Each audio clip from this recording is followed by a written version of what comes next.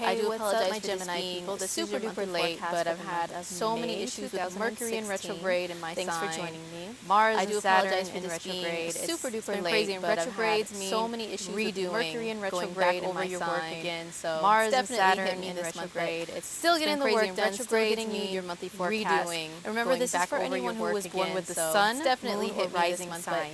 Still getting the work done, still getting you your general forecast. Remember, if you would like a more personalized reading that caters to your birth chart that you were only general forecast, then if you would like a more personalized reading that caters to your birth chart, how you can schedule and pay for a reading with myself, then you can shoot me an email, which is in the description box below, and I will be glad to let you know how you can schedule and pay for a reading with myself. Now on to your May forecast. So Geminis, there is a big, huge emphasis this month on a few things.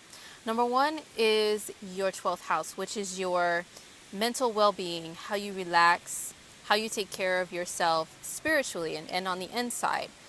It's how you dream, what you dream about. It's your sleep habits. It's also being charitable. It's really, really deep emotional feelings. And also it's how you rest and, take care of yourself and regenerate yourself. Then the energy is going to shift to your first house, which is you. It's just your general overall life path, your body, yourself, how you feel about yourself, and feeling really good about yourself in general too.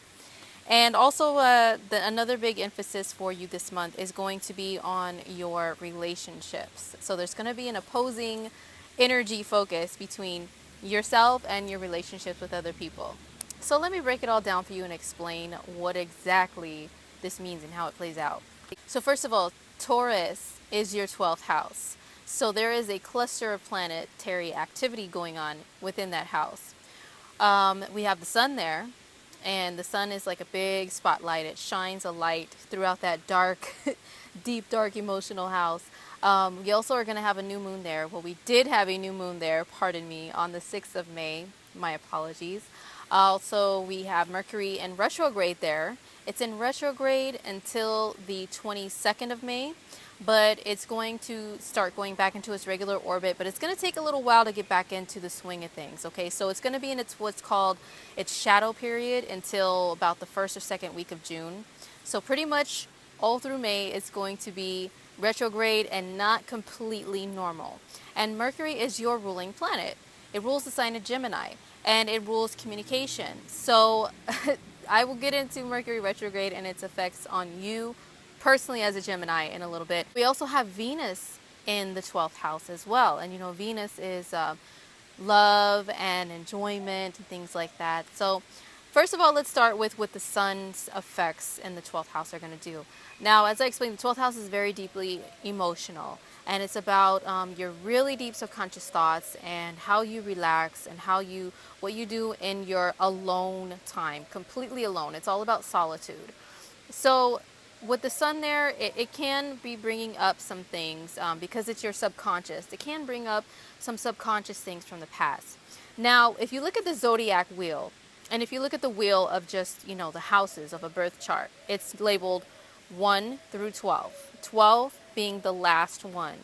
The 12th house represents, in a way, the end of life or the end of a cycle. So for you, it's like the end of the year.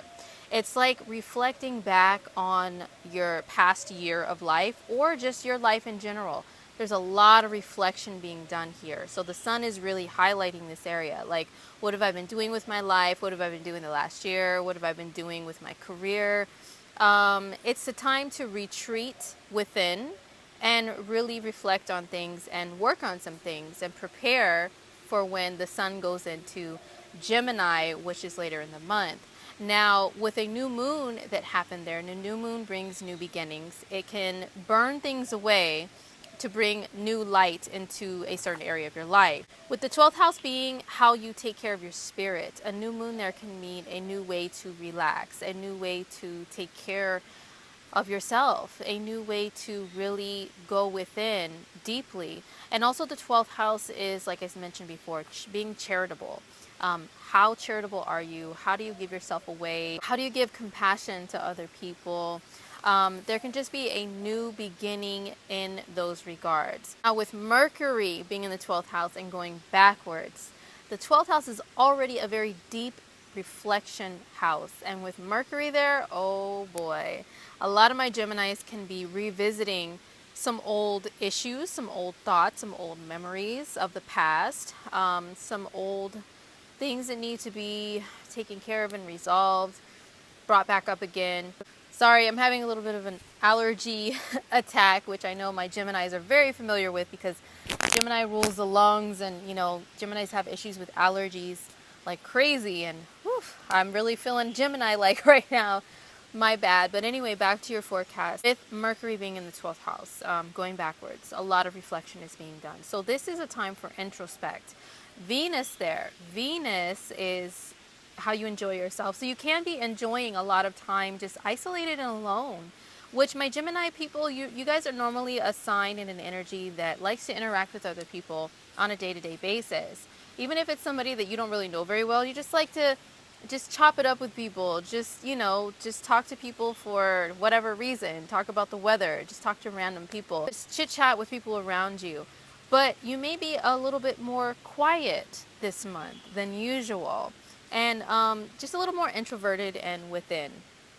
Now, this isn't a bad thing because, like I said, this is a great time to work on planning things out, planning your next move for your life, because the energy is going to shift to Gemini with two planets going there, the Sun and Venus. The Sun goes there on the 20th and Venus goes there on the 24th, shortly after. So these are very, very beneficial planetary energies that go into your sign. Let me tell you, my Gemini people, once the energy of the Sun and Venus go into your sign, you're going to be feeling very good about yourself. Now, Mercury is still going to be trailing behind back there, so your mind may still be a little bit, you know, shaky, a little bit more on the deep side, maybe not as communicative, especially because it's still retrograde, still coming out of its sleep period, right? But you will be feeling good about yourself. When Venus is in your sign, whether it's your moon, sun, or rising sign, you just feel good about yourself, honey, okay? Because whatever planet is in your sign, that is in your first house. That's what the first house means. It's your sign, right? And it's like you wear that planet like a badge or like clothing. So you'll be wearing Venusian goddess energy on you. And even if you're a male, you will be feeling top-notch about yourself. Or you will be doing things to make yourself feel more that way, like getting your hair done, or if you're a guy, getting a haircut, going shopping for some new clothes, some new shoes, a fresh new hat. My Gemini people, generally speaking about Geminis, you guys like to change things up. You know, you like some fresh and new styles and things like that, and change it up from time to time. So this is the time to do that. The Sun there is really going to be highlighting you. You're going to be shining out to the world a little bit more. And with the first house being not just you and how you look and your appearance, but it can also mean your life path. This is the time for you to come out with new ideas. I would recommend that you wait until Mercury is out of retrograde after the 22nd and completely out of shadow, like after the first or second week of June, to really, really initiate something fresh and new. And I know you're going to be feeling like that once, you know, the energy shifts into your sign. Like right away, you're going to be wanting to do something new. But if it's something in regards to something serious, like career or something, like a serious life change, wait until your ruling planet Mercury goes out of retrograde completely, and that will be the time to take action, my Gemini people. Now, as I mentioned, the other emphasis is going to be on your relationships, because we have some energy going on in the sign of Sagittarius, which is your opposite sign, and that means that's your 7th house, and the 7th house is other people or relationships, one-on-one relationships with people. This can mean love relationships, serious relationships. This can mean not even non-committal relationships. This just with people that you just talk to, that you communicate with on a day-to-day basis, on a friendly, cordial, diplomatic level. This can also mean business partnerships, people that you negotiate with. So this is all the 7th house. Now, we have some interesting, really intense energies going on there, which can cause, you know, unfortunately, some conflicts or some things that you need to work on within your relationships with other people. We have Mars there going retrograde still, and we have Saturn still going retrograde there. Now, Mars and Saturn are all about hard work. Mars is your action, drive, and initiative. Physically, how you act, how you move, how you initiate things. Saturn is just hard work, okay? He's like that general, that drill sergeant, that teacher, that authority figure that really, really puts that pressure on you to do a perfect job. Do it right the first time, and if you don't, I'm gonna make you go back over it. And retrograde is retro, going back, right? So Saturn is really making you go back over things until you get it right, if you're not doing it right now. This is in regards to relationships. So my Geminis that are in a committed partnership, I already know some Gemini risings very close to me in particular that are having a bit of a shakeup right now in their relationships. They're being tested, they're being challenged, they're being brought, like their partner is really having some issues that they are being challenged to help them out with. Okay, so this is one way that it can play out. Whatever is a challenge, whatever that means to you in regards to relationships, may be coming up at this time. It may be something old from the past that you thought you guys worked out, but now it's coming back up again. And with that Mars energy there, Mars being aggression, it can be something that is unfortunately aggressive that you guys have a challenge of getting over again without going at each other's throats too badly, you know. So that is your challenge right now with relationships if you're in a committed bond. Geminis, I know my Geminis, they kind of like variety. They like to bounce around a lot. They get bored easily. So I will warn you, Geminis, that the challenge actually may come from you at this time too, with you being bored and you wanting to step outside of your relationship.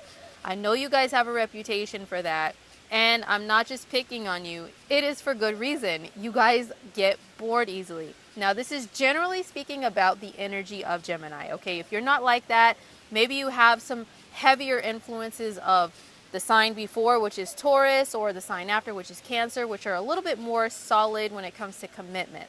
But generally speaking about Gemini, you guys get bored. So this is a challenge for you right now. If you are not serious about this committed relationship that you are in, if you're in one, Gemini, and you start wandering, whether your eyes, your mind, you know, you physically start to wander, just know that with Mars and Saturn, these very, very heavy energies pressuring you to work hard, you know what?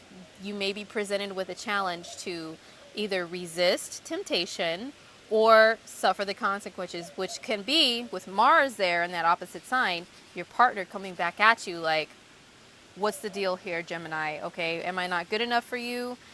You know, those challenges can come about. I'm just letting you know this is one example. But it can just be that you guys together as a couple have something that comes up that you both need to work together on. And this is not the time to go like this, okay? It's the time to go like this, together, work it out. On the 21st, it's going to be a full moon in the sign of Sagittarius, which is your 7th house as well. And it's going to be in a close conjunction with Mars. So if you've been having relationship issues of any kind, the full moon conjunct Mars can bring it to a close or a final decision. Whether this is a challenge that was brought to you as a couple, you guys finally work it out and close the deal around the full moon, that can happen. Or the opposite. You guys decide we got to go our separate ways. Full moon is emotional. Mars is like aggression and anger. So that combination together, I'm just warning you, Geminis, relationships can come to, you know, an end, an abrupt end that is kind of, you know, aggressive in a way. If you're not careful, or if, you know, the situation arises that kind of calls for that energy to play out that way. So I'm just letting you know this is what can happen for you around the full moon. But like I said, it can be just a final decision. If you're a single Gemini, this can be a good thing. Maybe you get some action around that time in a good way that you enjoy, you know, Moon and Mars together. It's emotions and aggression and action. Hey, this might be something good for you. So whatever happens, it's going to be in regards to relationships and partnering with other people.